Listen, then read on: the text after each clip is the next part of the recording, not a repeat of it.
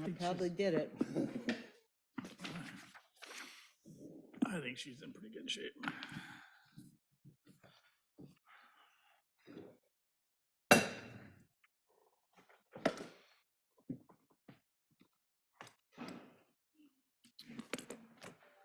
Okay, it is 6 o'clock, so we'll go ahead and get started. Let's call the Johnston City Council work session number 24-5 to order. Cindy, roll call, please. Councilmember Cope, Here. Evans, Here. Martin, Here, Ready, Here. Burkhart. Here. We have one agenda item this evening, and that is a presentation of the compensation and classification study by Carlson Detman Consultant. And as soon as I get this all changed, I will be right there to. talk I'm about it. sorry. We need to start over? Nope. Okay, I- okay.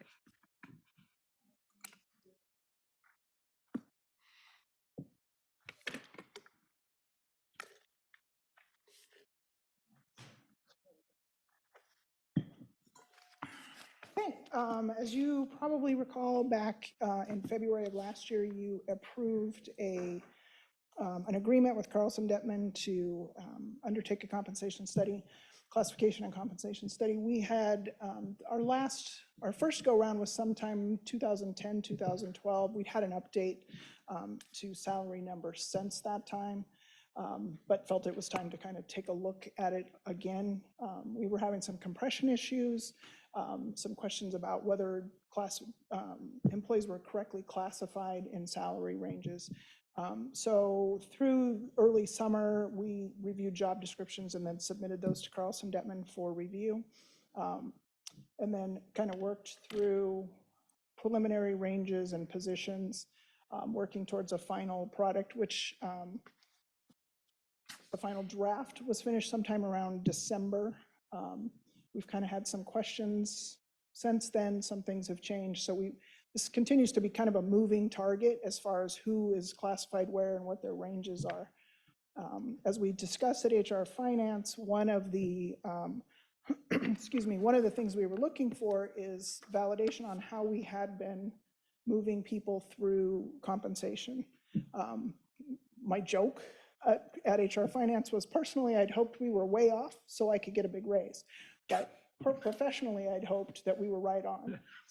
And the results basically are that we were fairly close. I'll let the consultants kind of walk through the methodology and the numbers. This is tonight intended to be kind of a broad overview of that study, not specific position A at X dollars. We'll talk about some cost options with where we are right now, but we intend as a staff and then with council to also discuss in a little more detail to make sure people are comfortable with where their positions are and that the dollars are correct. So tonight, joining us are Heather Murray, the lead consultant, on this study, and then Heather McCluskey, who also helped. So I'll let them start, and then we'll take questions as we go or after. So again, Cindy, tonight, the purpose of this discussion tonight is just to ask questions, understand what the study provides in terms of the information, recommendations, but it's still a work in progress. Still a little bit of a work in progress. Right. We want people to be comfortable with the data, to buy into the plan, if you will, so that it's a kind of, again, like most things, a living document as we work through, changes in personnel, union contracts, those kind of things. On the dais was a handout that is essentially the slide deck, but also has additional information that's included in board docs, and that would be the wage grids and also union wage information, so you can kind of see how those things compare. And at some later date, it'll come back to the council Correct. For accepting of the study. We also have talked about what implementation looks like, and then some process things. Historically, we've brought each individual hiring to the council for approval. We're talking about, if you approve a wage range, we can just hire within that range and then just make a report to the council that these are the hires that we've had in any particular month to kind of move things Any along. questions about the process here, where we're at and what the expectation is tonight? Okay.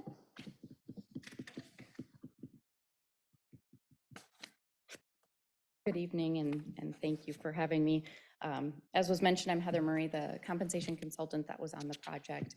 I am going to run through a few things tonight. I'll run briefly over the history and the project goals, quickly cover kind of that process, what we've gone through up to this point, job analysis and evaluation, and then we'll get into that market comparison, competitiveness, the pay structure, and then some of that administration discussion, as well as those implementation cost options and plan. So I will, if I start talking too fast, please let me know. I can do that. But to start with, some of the history and the project goals already talked about. The last wage study was conducted several years ago.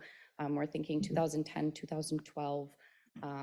Just want to note that the market strategy at that time was to be competitive at that middle of the road, right where the market was at. Some of the goals, as was mentioned, is to really confirm that position hierarchy, making sure that the market rates for the pay ranges are still competitive, given that nothing or the plan hadn't been looked at in quite some time. Just wanted to confirm position midpoints were market competitive within your pay plans.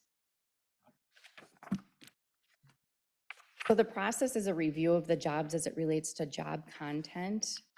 It's not a review of how many jobs should be in a given department. It's not a performance review. It's not a process to necessarily provide large wage increases. It really is to confirm that market competitiveness.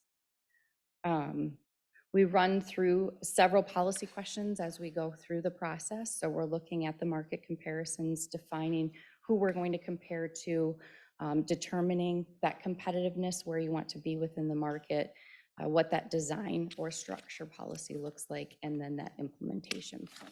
So we talk about all of these things throughout the process. It's a lengthy process, as noted in this the timeline. We've looked at that job analysis. We've talked to all of the department heads to really get a clear understanding of the jobs, completed the job analysis and that market review to come to the recommendation that we're making this evening. Some quick notes. Again, this study was intended to be an independent review of positions by an outside agency, using a validated method to evaluate the jobs. And I'll quickly highlight what the evaluation method and criteria were that were used. Not a review of incumbent employees or performance of any employee or department. Its movement within the grades occurs using the system that maintains the integrity of the job evaluation system and creates that internal equity.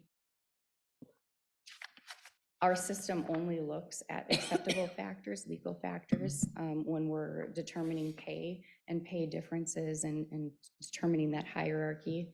We are not looking at race, age, or sex. We're strictly looking at components as we make our recommendations and do our review. From a market comparison standpoint, we look at two different marketplaces. So we're going to look at the comparable marketplace. That's the traditional approach. Who is the most like us? Who is near us? Who is a similar population? Who are we competing with for talent? The result of that is a pool of organizations that are usually similar in size and scope. But then there's that competitive market. So that's taking into account that private sector data, looking at commute time, career opportunities, big versus small. We really want to pull that private sector data in as well. Who's trying to take the talent from the organization?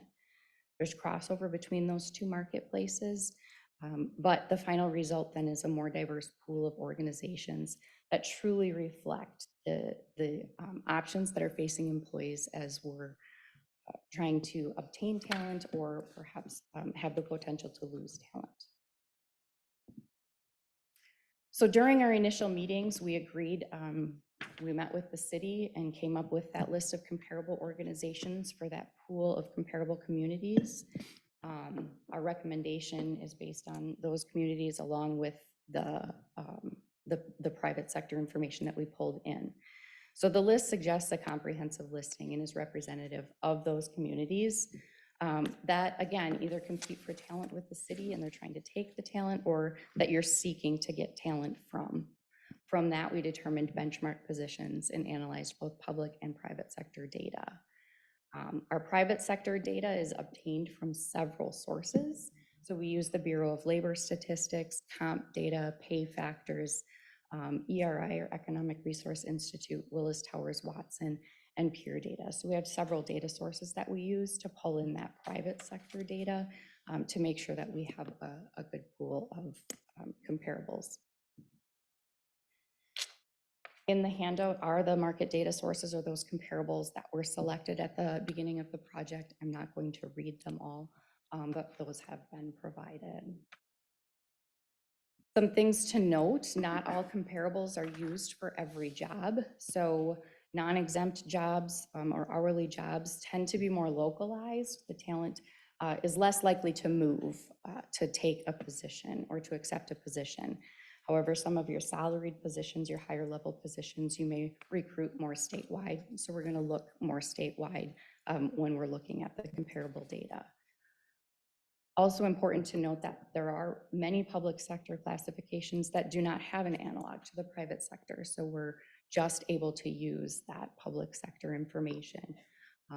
As long as we have a good data set, and we would use.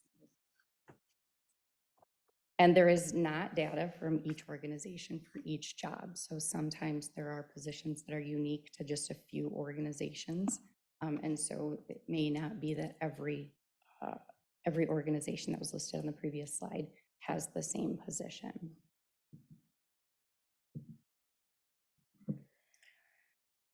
So CDC, Carlson Detman, we consistently recommend pay plans that are balanced both for internal equity as measured by that job evaluation. Again, I'll get into those criteria that we use in our job evaluation system.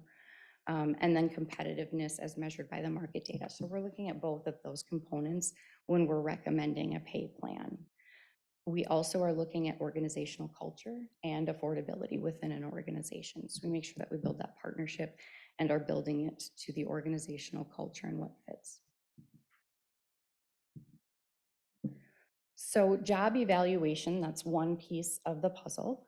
It's a formal systematic approach for ordering jobs within an organization, independent of individual performance. So as an independent evaluator, we don't know the incumbents. So we're not able to take, and we don't take performance into consideration or that incumbent information. We're looking strictly at job content. The goal is to provide equity across the organization and provide similar functional groups. So we used our point factor system that breaks jobs down into 5 major job evaluation factors. And within each of those factors, there are sub-factors. The objective is that each of those factors has a point value. It results in a cumulative point value and creates the hierarchy using a common rating method for all positions. We use 5 compensable factors. So we're looking at 5 components to a position. We're looking at thinking challenges and problem solving, that context, complexity within a position. What is the required response to those problems as they arise?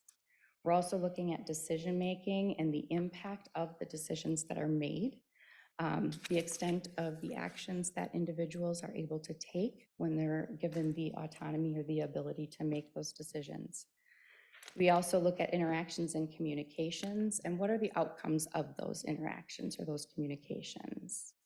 The last 2 are the ones that people tend to draw to or know and understand the most. That's work environment, that potential for hazards or accidents, and the physical requirements of the job. And then the final one being that formal preparation and experience. What education and or experience is required in order for someone to come in and be hired into a position and be successful over a period of time. There are further explanation on the next slide. Essentially what I have just covered. So we also obtain departmental input. So we meet with each of the department heads and talk about each of the positions once we've gone through and read them and conducted that job evaluation. We take another look at the job evaluation just to make sure that we've fully understood and taken those 5 factors and applied our evaluation system appropriately to arrive at that initial internal hierarchy. Briefly, talking about benchmark jobs. So again, not every position can be matched to the market. And so what we do is we take a look at all of the positions, pull in market data. If there is enough data available for it to be statistically sound, it's considered a benchmark job. If we don't have enough data, then it is not considered to be a benchmark job. The idea with benchmark jobs is they're chosen to cover the span of the entire pay plan, so all levels of the pay plan, excuse me. A benchmark job simply means that a job has solid and reliable representation in the marketplace. A list of the benchmark jobs is provided in slide 24. So once we've looked at the market data, we create a line of best fit based on that market data. So we're looking at the averages for the positions. We're creating a regression analysis or a line of best fit to set the control point or those midpoints within your pay ranges. It represents the best approximation of the market for a given job within a given pay range. That's how we determine the control point. We then measure, we lay the job evaluation points over that to confirm, that our job evaluations and the point values associated with them line up with that line of best fit. So this is a graphic that shows the line of best fit, the benchmark jobs, and it shows that the lower evaluation scores are trending at the lower end of that line of best fit. Higher evaluation scores are trending with the higher line of best fit data. Two slides. The one is representing the non-represented employee group. The second analysis of the pay plan is that public safety, police and fire employee group. So the overall analysis in terms of the overall market competitiveness as it relates to benchmark positions for the non-represented wage grid, it is currently competitive within that target market throughout most of the measured market. We are looking at a bit more of a competitive market as we're doing the analysis for the city. Originally, as I mentioned at the beginning, it was the 50th percentile back in 2010-ish when that study was done. When we looked at the data and where you're at, you're looking really good. And so we're recommending being a little bit more competitive within the market. So not necessarily the most competitive, but a little bit more competitive than that median or middle market. In terms of the police and fire group, the grid itself is currently lagging slightly, but again, remember that's at that more competitive market level. Several positions represented by a union were reviewed for market competitiveness, and there's a slide later that goes through that data. How do you, on the police and fire employee group, as I look at this regression analysis, what about it indicates the lagging factors or some other data point that indicates that? That's the overall market index of all of the positions, all of the benchmark positions. So it's not an individual position. It's overall from the entire pay plan, the market index, not the control point of an individual position.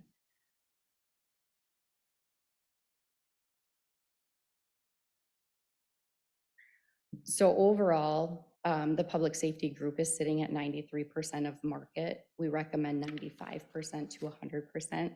That's outlined on slide 29.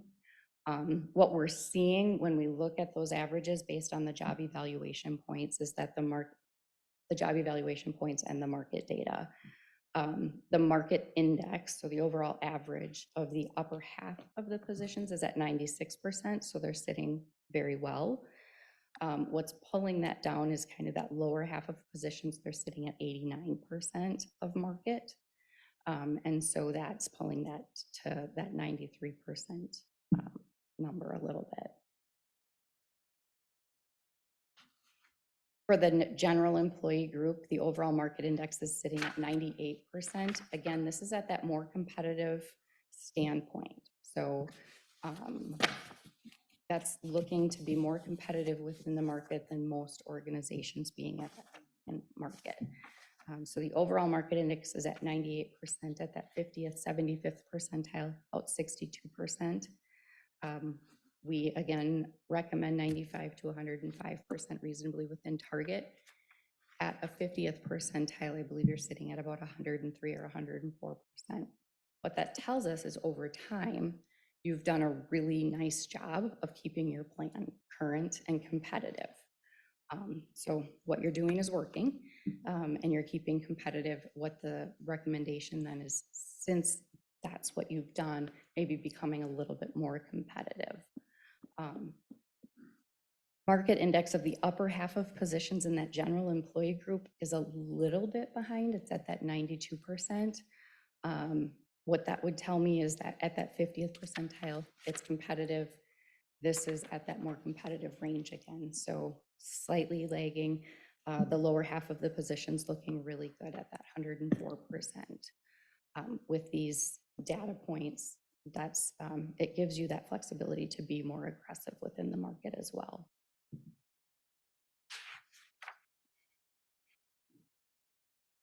So when we're building a pay structure, we're determining those grade breaks. The different levels of positions as you go through the structure.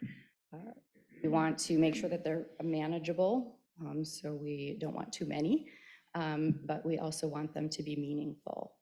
We also want to establish an anchor within each grade. So that's our control point. That is kind of that market rate that you're striving for with a position, is that control point or that middle point within a plan. Some people do confuse that as the market rate for each job. It's really a grade that reflects an acceptable market based on the range of pay for each job. So it's not a specific market rate because it is an average of multiple positions within a grade. We're often asked why an employer would pay more than the control point. If the control point is kind of that goal, if we're trying to get to that market rate or that middle point, why would we pay beyond that?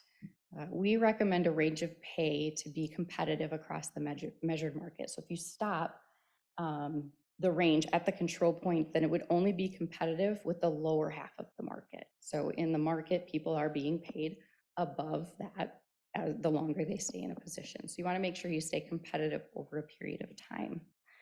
You also want to remeasure the market periodically and keep your plan competitive. So I've already said this, the positioning within the marketplace, the recommendation is a blend of that 50th and 75th. So not quite getting to that 75th, we're approximating that at about 62%. Being a little bit more, giving the city a little bit more of a competitive advantage.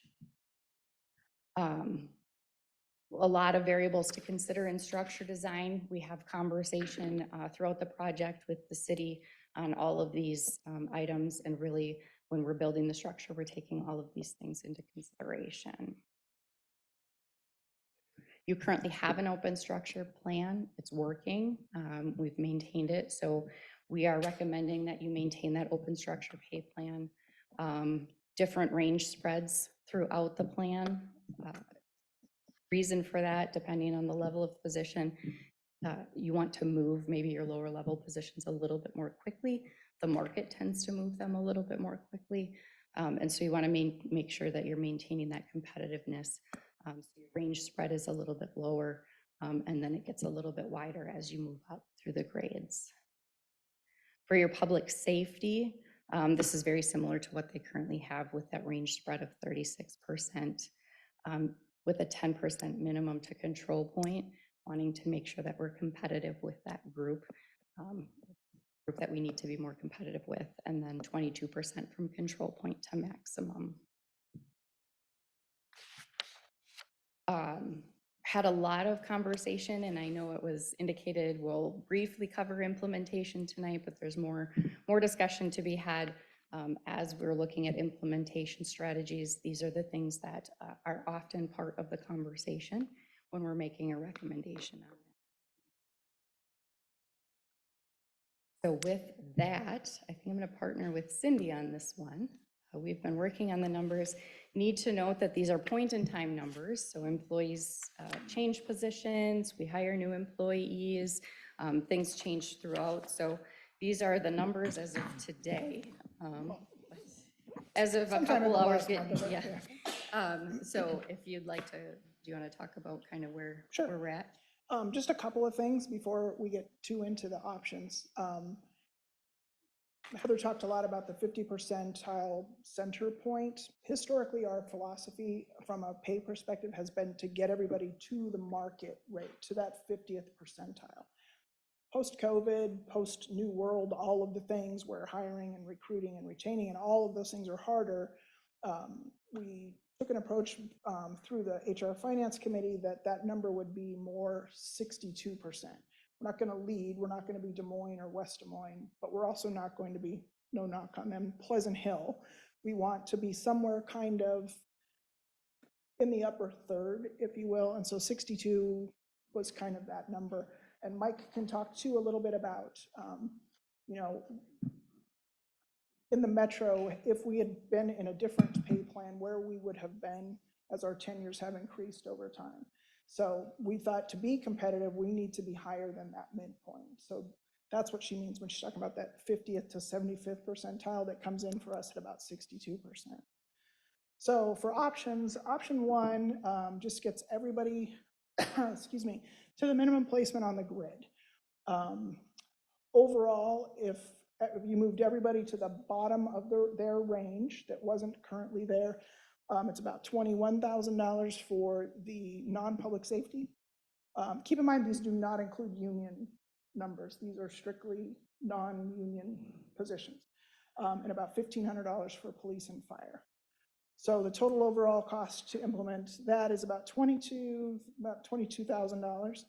If we take out people on probation or people who've just been promoted, those types of, Sarah, who's moving, so we don't need to make a correction in hers, that number is about $6,200 for the general population or the general employees.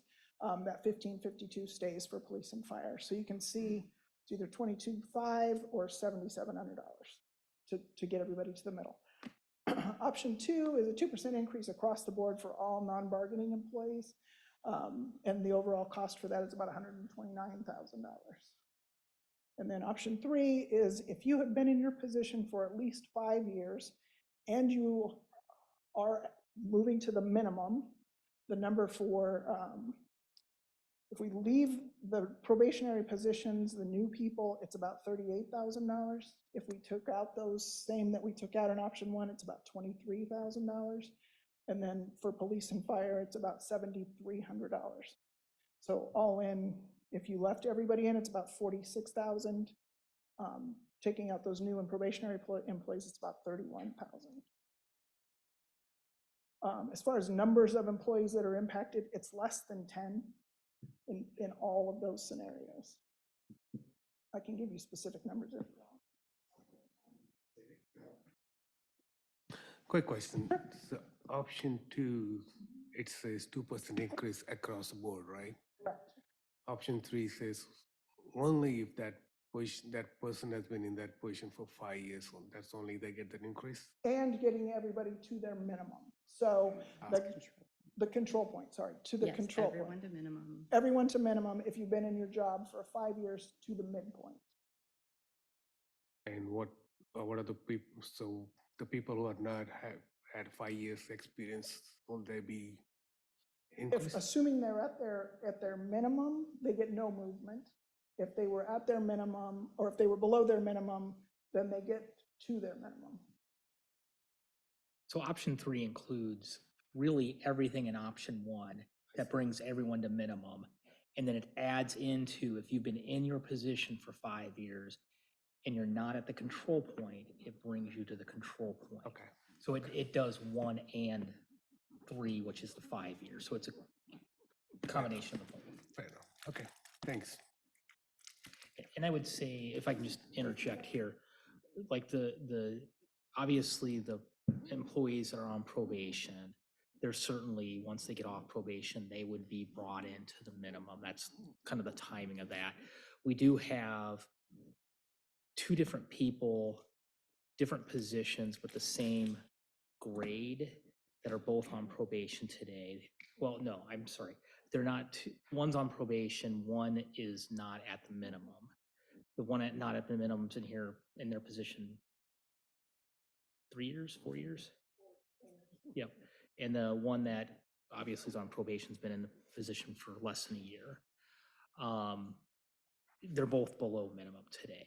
So, that one, we're gonna need a unique implementation because you don't want to bring them both to the minimum because, again, you have that compression issue. So I think what we're toying with is we'd bring the one that's been in the position longer to the minimum, and then we'd phase in the other individual over a couple of years to get them on the pay plan, and then we'll progress them through.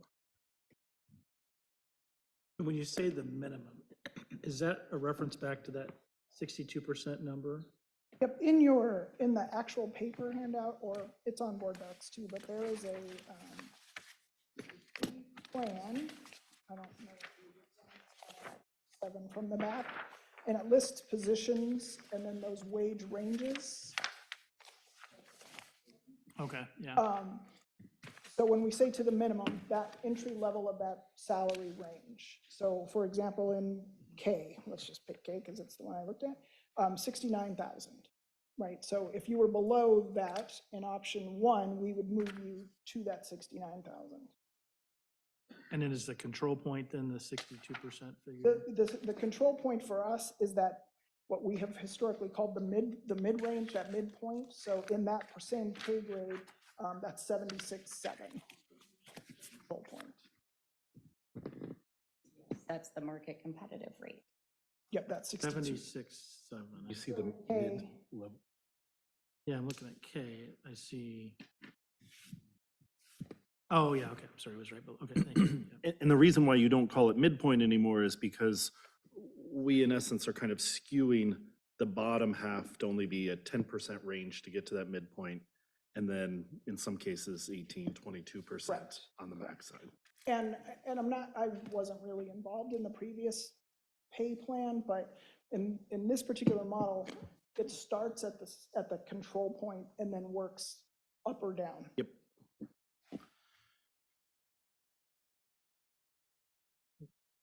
And Cindy, do you want to comment on option 2?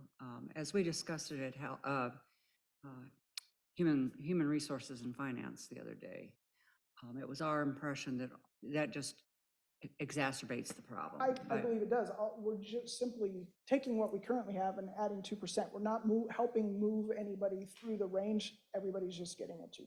So while it certainly, I guess, technically is affordable, it's not really solving the issues that we were hoping to solve in performance Compression management. and Compression all those. and movement really is, and we internally, as staff and then with HR finance too, talked some about, do we want this wage range or do we want a step program, much like the unions have?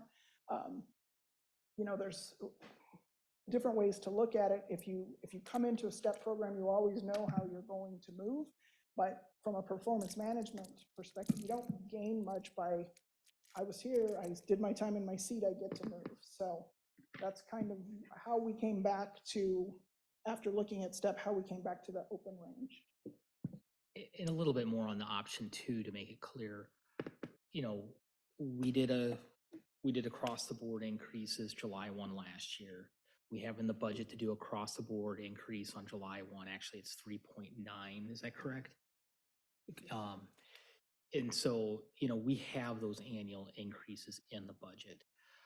As we look at implementation and what will come forward later to council for discussion is, again, I think one of the things I've heard is just having it laid out of how people will progress through the ranges is the thing I've heard most of.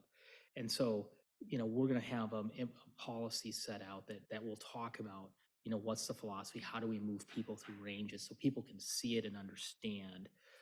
And I think that's what people want is just that clarity, especially when you have those mid-level supervisory that maybe are in a union or an hourly rate that are making that look to go to a supervisory that is salaried, that, they understand, how they'll progress And there's no guarantees, but again, there's just a plan on how people progress through. Cindy, would the 2%, the option 2, which I hear most folks not recommending at all, but would option 2 of a 2% flat increase get everybody into their minimums? I don't know that off the top of my head. My guess would be no. Okay. There are a couple of individuals who are further off than that. So I would say no. Okay. The other question is, and it is specific to the 2 that are kind of one on probation, one that's been here approximately 4 years. It's my understanding, based on option 3, that 4-year employee would technically, in year 5, be moved to the control point, not to minimum? Go ahead, Heather. No, so what this is saying is that implementation, if they've already been 5 years in their position, and then the go forward policy would be what would be laid out. So I think that's the additional discussion that still needs to occur, and potentially that could be part of the discussion is once they hit that 5-year point. But as it stands today, that is not what would occur. It's kind of for lack of a better term, backfilling. If you'd already been in your position for 5 years and hadn't even gotten to the control point yet, we would get you there. But if, like for me, I haven't been in my position for 5 years, so come my 5 years, I'm not moving to that midpoint unless I'm already there. But going forward, it would be whatever implementation plan we come up with based on performance management. And what I would say is under the performance management, I mean, set aside where people are on their ranges today. I think the performance management plan, we will get to the control point by year 5. Unless your needs improvement, then you're not getting any progression or increase. Because part of it is, if you are under a PIP or need improvement, you're not going to get a wage increase. So set that aside. There will be a way to progress to get to that control point by year 5. I don't think we calculated, what it would cost to say, okay, today, if you're in a position, and when you get to year 5 in your position, what that would cost to implement it, it would probably be a lot larger number. I don't know if it'd be But substantially, but it We can certainly come up with the number. One thing about that, so I'm looking at the salary chart here, the November salary chart. So when we do the 3.9% across the board, does that adjust all of these numbers in here by that 3.9%? Okay. And CPI, we're using the CPI number. right. But I guess, I think to Councilman Burkhart's point, using this unnamed employee who's been here 3 or 4 years, they'll get moved to the minimum on day 1. And when they get to year 5, they'll move to the control point. Right? I mean, unless they're under a PIP or something like that. Yeah, I guess we're not proposing that in implementation. I guess we haven't considered that at this point. But that's what I heard them say, is that we're gonna get everybody who's been here under option 3, if you've been here in a position at 5 years, you'll be at the control point. And the idea would be moving forward, you would be at, and I'm not saying that that's necessarily bad, I'm just trying to understand how it would work. Yeah. I think what we've been thinking at this point is it's a moment in time to get everyone to the control point. So if you've been here for 5 years and you're not at the control point, when we implement, we're going to take you to the control point. We had not considered, okay, if you're not at control point at year 5, after you hit that point, then all of a sudden you're going to come up to that control point. Because I believe the implementation plan, I think, and we need to go back and probably look at it, but I believe what's going to happen is most people will actually get to that control point because it's not the middle of it, it's actually on the lower end. You're going to be able to progress to that fairly quickly in a couple of years. Right, and I mean, in theory, you want people to progress and meet you want to stay consistent with that approach under whatever option you pick. Yeah. Because otherwise, that's how you get behind. Yeah. Right? Correct. So if you're gonna say, starting today on day 1, we're gonna move everybody who's been here 5 years to X, it would make sense then to continue to do that into the future as people get to 5 years, unless there's a performance issue or whatever. So that's how you make sure you're kind of continuing to progress, Yep. which is kind of what we've been, it sounds like we've been successfully able to do that since our compensation study from 2012, is that we're roughly in the ballpark. And I think as we look in more detail at implementation, we can certainly come up with who is impacted by that and what that movement will cost us. You know, historically, it's been, council has provided a performance management pool, X number of dollars that we then divide up. So I think we just have to look at it a little closer before we can say with certainty. While I agree, the goal is to get everybody to their midpoint by year 5. There may be instances where that progression is a little different, similar to the people that are on probation now. We won't just be moving them simply because we have a new scale, if that makes sense. But we can certainly get those numbers and figure it out. And again, I mean, again, you're looking at these control points and, you know, they range between 10 to 15%. And as we look to do the implementation, what at least we're laying out is, we have some fun terms. We have needs improvement. Not going to get any increase that year. If you're meeting minimum expectations, it's basically a 2%. If you're average, it's a 4%. And that's not the term we used. Successful, there you go. It's a 4%. And if you're exceeding expectations, you can get up to a 6%. But this is where that management pool comes in.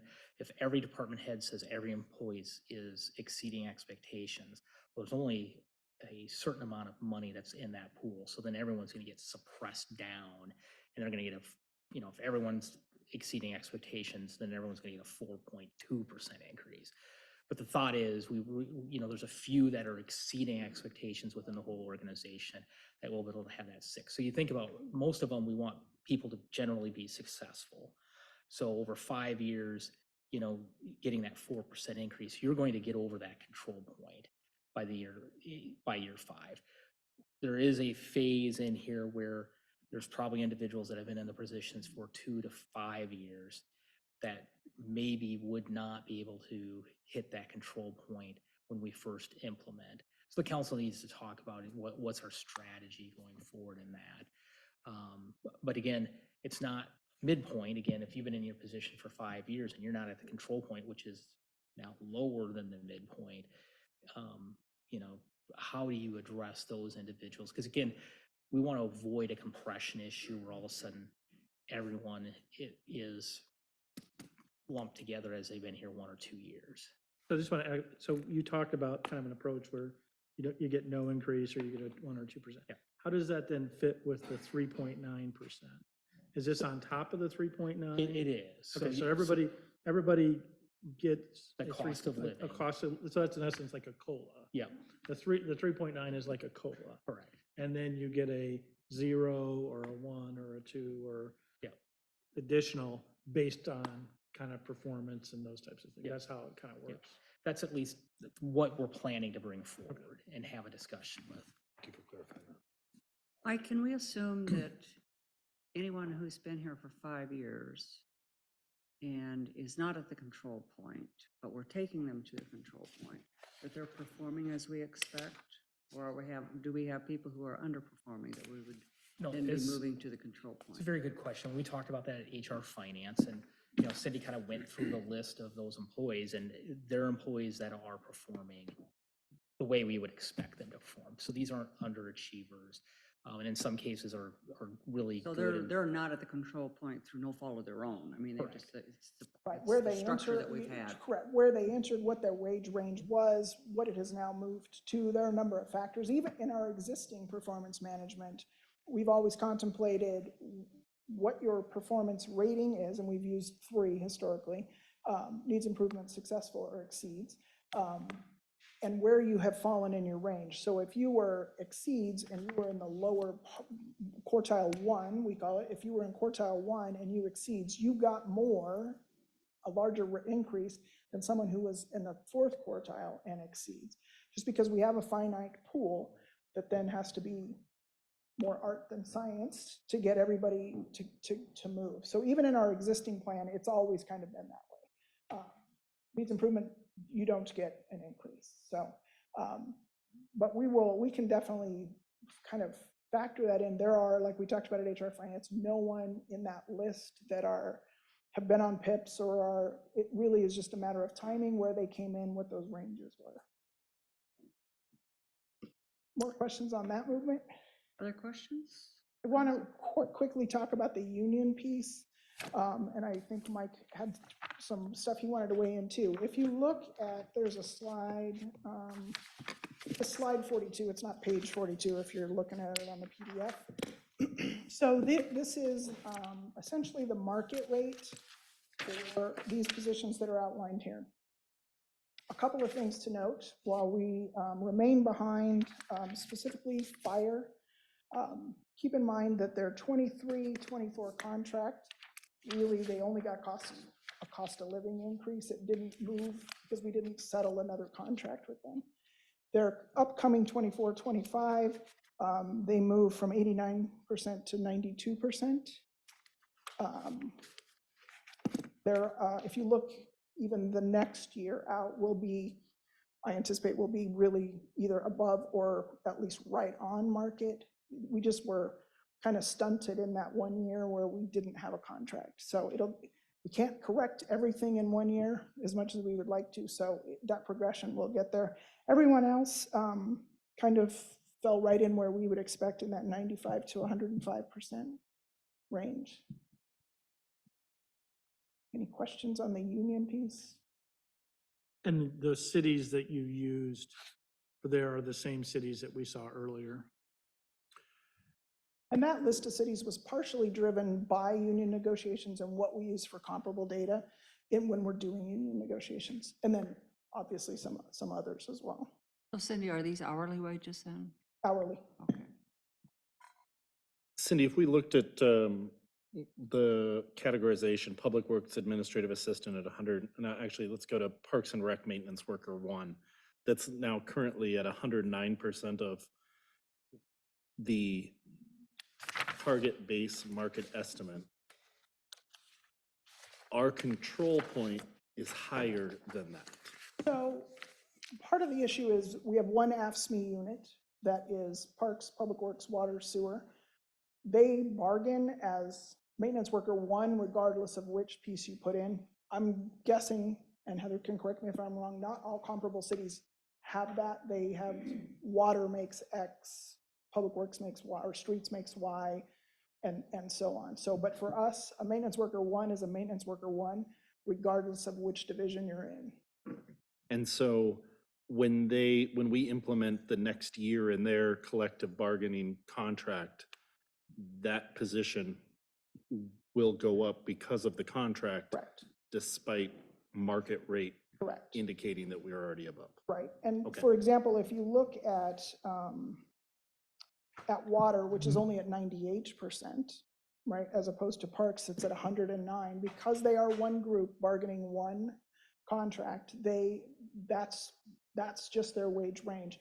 I will say the water guys have water licenses and other things that they also can increase their dollars by, that the streets and parks guys don't have. And we require water licenses. So some of them, I think the maximum is $1.50 an hour. At their maximum, they can go up. $2. So they can buy themselves an additional on top of their union contract.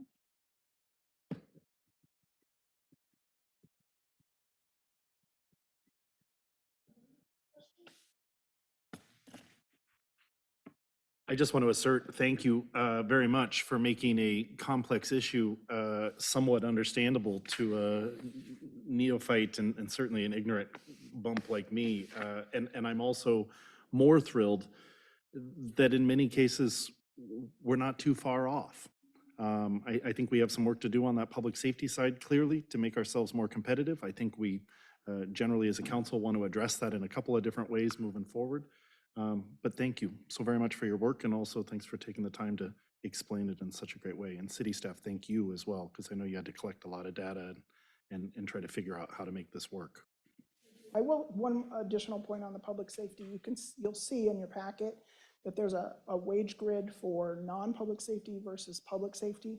We did that intentionally because the market for public safety moves quicker and adjusts faster than the rest of us do. So we wanted to call out that while an R is an R, the wage range for public safety is higher in a particular grade simply for that attract and retain kind of thing. We have to be fairly nimble, as the chief both attest to, more likely the police chief. We have them, we're all competing for the same talent. The more money, faster we can change or move, the better off we are. So that's why we separated that public safety piece, recognizing that things move differently in the public safety world than they do for the general. So that's posted out under one of these grids as well? I It see one is- that says non-PS. Yep, and then the other one is the PS. And it's also in the paper version that you have, Brian. Because the two documents, the two grids I pulled up seem to show the same job descriptions. I will look. But there's a smaller one Okay, that's public safety. okay.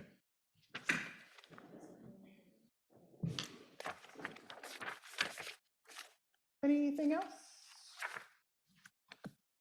And as Mike mentioned, we will be kind of reviewing this a little more internally and then with,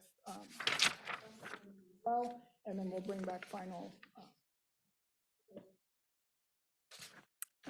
Questions You outside did of it, this? Let me Heather. know. You got us through it in less than an hour. All right. And I would, Good job. I would Thank you add for one having more- me. Thank you. I would add one more thing, just to, because I know it'll inevitably come up.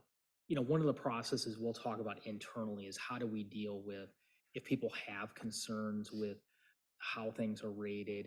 You know, there will be a process that people can raise concerns. We'll review those first by Cindy and myself. And then they'll have to provide certain data points that show why they have that concern. And then we'll work with Heather to kind of do that external review and evaluation. So, you know, certainly we believe this is a living document. It's not solid, but, you know, and like anything, it's more art than science. But, you know, we want people to have confidence that what we have, we've done the due diligence, but now this is also a point in time where people will start asking questions. And that's good. We want that.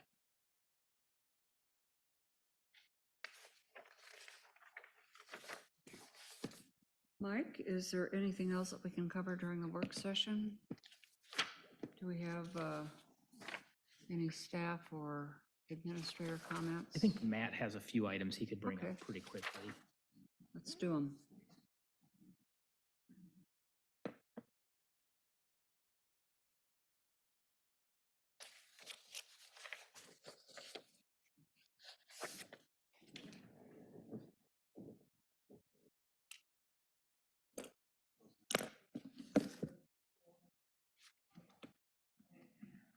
About 'em.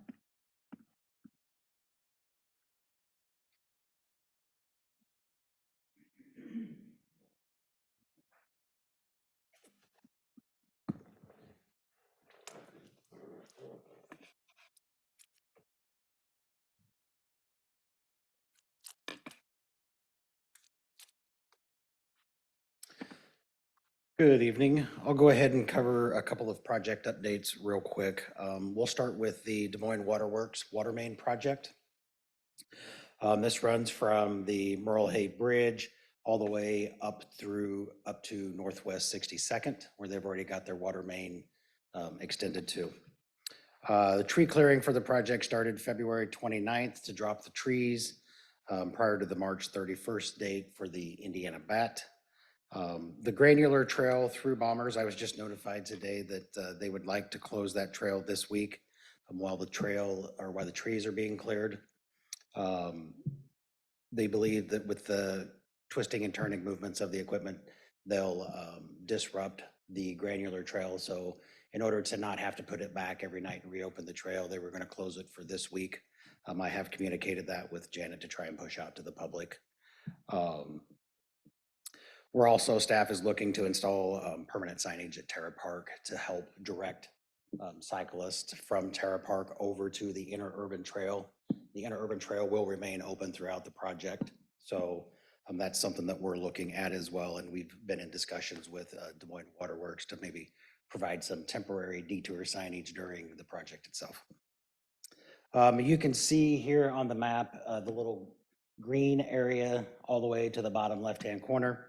That is stage 1, which is to begin in March and be completed by May 31st.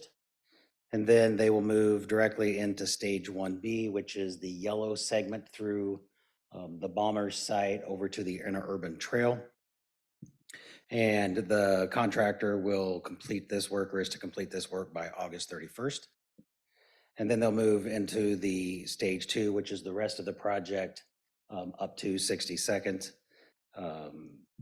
That is to be completed by June of 2025 before they get into peak season for water use. We have discussed and asked for the project to be completed through the dog park no later than spring of 2025 so that we can so that it won't interfere with our construction of the dog park, which is slated for spring of 2025. Also, the interurban bike trail, like I stated earlier, will be open. They will be digging or excavating next to that. They'll have their excavation fenced, but the trail will remain open. So we'll have that connection to downtown through the trestle bridge.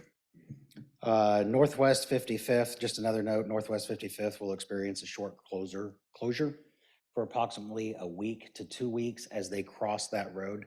They've got to relocate some sanitary sewer and a storm sewer in that area as they go through with their infrastructure. So to get that relocated as well as get the road repoured and reopened will be about a week to 2 week closure. So just wanted to give a brief update on that and happy to answer any questions on that project. How disruptive, if at all, will the construction be on Beaver? We will have temporary lane closures or periods of lane closures when they're unloading their materials. But it's 3-lane road, so they'll just close that lane and we'll direct traffic out and around that closure. There will be some disruption, but it won't close that roadway. Matt, I have a question. Talk to me again about the yellow section of the trail and how long that's going to be. You're saying it's going to be closed temporarily right away, then open back up, and then how long is it going to be closed and when does that start? So that is segment 1B. The contractor is looking to get into that area be towards the end of May, and then it would be closed through August 31st. So what is the route for, I mean, that is a very important connection to get to the interurban trail. So do we have a good trail system from along Johnston Drive and down Merle Hay Road? And is that going to be ready and the trail open? I think what we'll want to do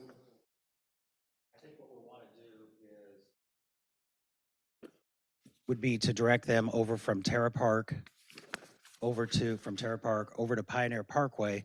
We do have the connection to the interurban with the development that just went in a year or two ago, and then they can take the interurban trail all the way down. That's why I think it's important, or we need to get signage to direct them through that trail system. There is a way to get around that. We're also going to have this disrupted with our stormwater bank stabilization project along Beaver Creek. So I think if we can get folks directed here and get down, that will be the best detour route. It's trail all the way. It's a fairly nice trail if you haven't taken it, so there is a good alternative route in this case. All right, I trust you. I'll be on it.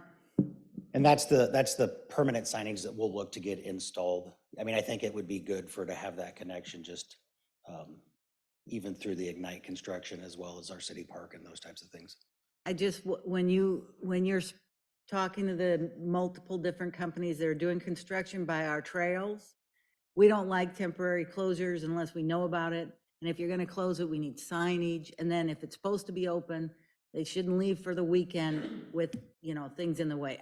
I know you know all this. I'm just saying, finally, the weather's nice again.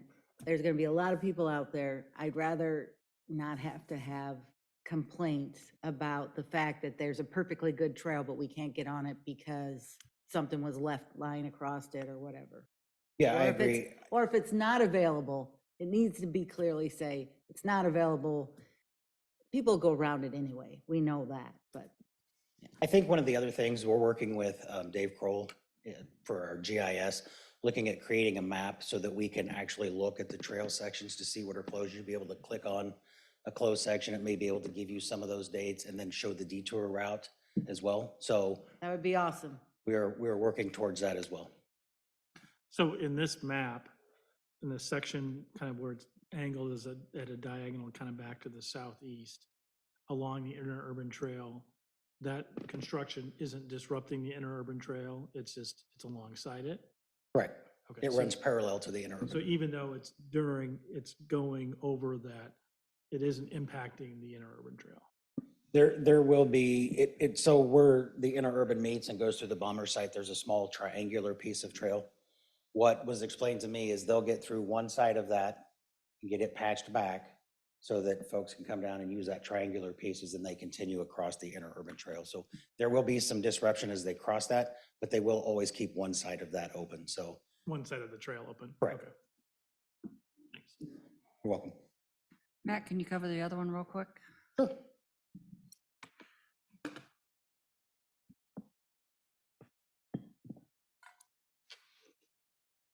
Thank you, ladies. Hopefully you're staying over tonight, not driving back. Very good.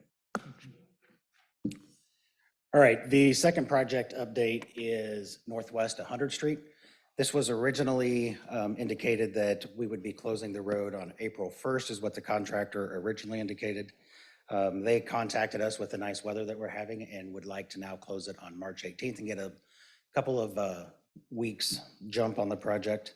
The staff, or myself and the engineer, are holding a public meeting tomorrow night from 5:30 to 6:30 here at City Hall, kind of as our construction kickoff meeting that we normally do for our projects. Meeting will follow that standard format of a brief PowerPoint presentation, general questions, as well as we'll go into a breakout session afterwards and answer some property-specific questions. Traffic during stage one here that's shown in the red. And we do have a couple of townhome associations that will restricted access from 2 accesses for each association down to 1. Both of them have access along Windsor Parkway as well as 100th Street. But when we close stage 1, they'll just have access out to Windsor Parkway. And that's the Glenstone Townhome Association to the north, and then the Century Trace Townhomes on the other side.